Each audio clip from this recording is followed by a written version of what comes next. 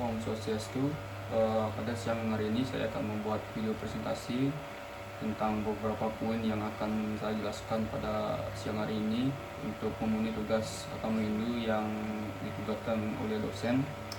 Yaitu yang pertama adalah untuk menerangkan penjelasan secara singkat hubungan antara etika atau susila dan praktik keagamaan di pura.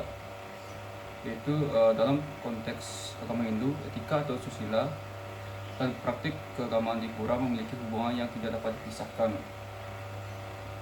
Karena etika adalah landasan moral dalam bertingkah laku, sedangkan praktik persembahyaan di pura adalah wujud implementasi dari nilai-nilai kebaikan tersebut untuk menciptakan hubungan yang harmonis dengan Tuhan, sesama manusia dan alam. Nah, dan untuk yang kedua, saya akan menjelaskan tentang definisi pura dalam ranah kontemporer dan pentingnya keberadaan pura sebagai pusat spiritual, sosial, dan budaya umat Hindu.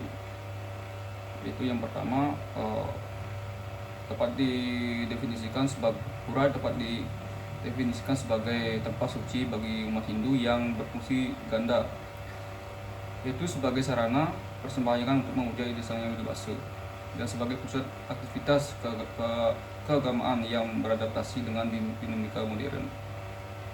Nah, dan juga ada 3 area utama dalam pura yang saya akan jelaskan, yaitu yang pertama adalah Lista Mandala atau Jaba Pisan. Ini merupakan area terluar pura yang berfungsi sebagai zona transisi. Area ini biasanya digunakan untuk aktivitas sosial seperti persiapan upacara, parkir, atau tempat menari sebelum memasuki area suci. Dan yang kedua adalah Madhya Mandala atau Jawa Tengah. Area tengah pura yang menjadi ruang peralihan antara dunia manusia dengan dunia dewa. Disinilah biasanya terdapat bangunan penting seperti Balai Kulkul atau Menara Kentongan, Bala Pawedan, dan Balai Agung sebagai tempat berkumpulnya umat. Nah, yang terakhir adalah Utama Mandala atau Jeroan atau Jaba Dalam. Area paling dalam dan paling suci. Zona ini melambangkan dunia para dewa, dan area ini difokuskan sepenuhnya untuk kegiatan ritual, dan di sisi terdapat bangunan utama tempat pemujaan seperti Padmasana, Pelinggih, dan Meru. Nah, setelah itu saya akan menjelaskan tentang makna simbolik dan fungsi masing-masing wilayah tersebut. Sudah saya jelaskan tadi. Dan yang ketiga adalah yang bagian C, itu nilai etika saat memasuki dan berada di pura, seperti kesucian diri, berpakaian sopan, menjaga ucapan dan perilaku, serta kesadaran spiritual. Dan saya akan menjelaskan mengapa etika tersebut penting dalam menjaga kesakralan ruang suci.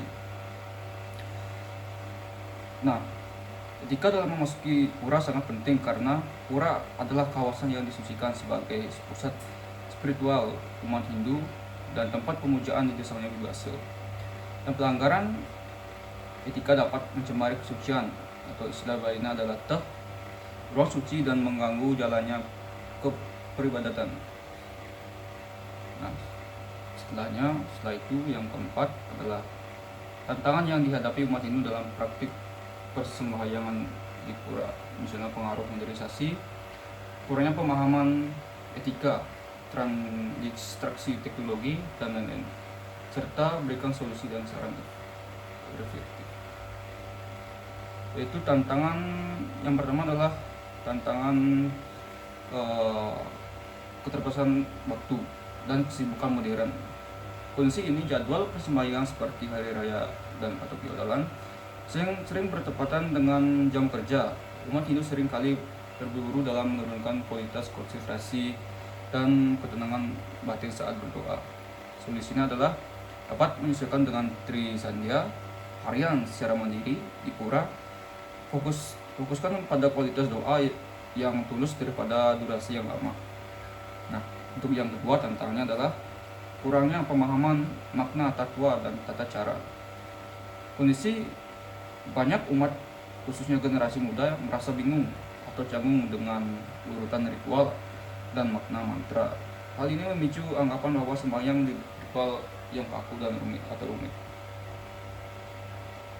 Nah, solusinya adalah memperdalam literatur keagamaan dari sumber terpercaya seperti Direktorat Jenderal Bima Sindhu Kementerian Agama RI, belajar dari tokoh agama seperti Pinandita atau Sununggi atau pemangku yang mengerti dalam seluk dalam peribadatan yang akan dilaksanakan oleh rumah tersebut.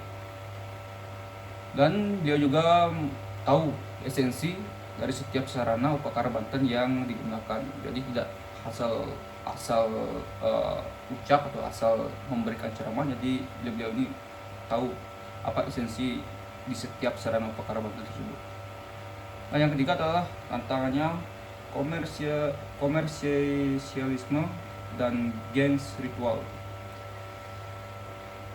Nah, kondisi pelaksanaan yatnya yang terkadang bergeser menjadi ajang pamer atau prestis dan kontestasi kemewahan Banten yang berujung pada beban biaya yang sangat berat bagi umat. Nah, solusi dari masalah tersebut yaitu mengembalikan hakikat yatnya berdasarkan konsep desa Kalapatra, kondisi wilayah, waktu dan keadaan. Dan bersembahyang sejatinya diikut dari ketulusan dan kesucian, bukan hanya kemegahan. Jadi demikian yang dapat saya sampaikan. Jadi mohon maaf bila ada kekurangan dalam video ini, jadi saya mohon maaf. Sekian yang dapat saya sampaikan pada siang hari ini. Akhiri dengan pamit saja. Om Santi Santi Santi.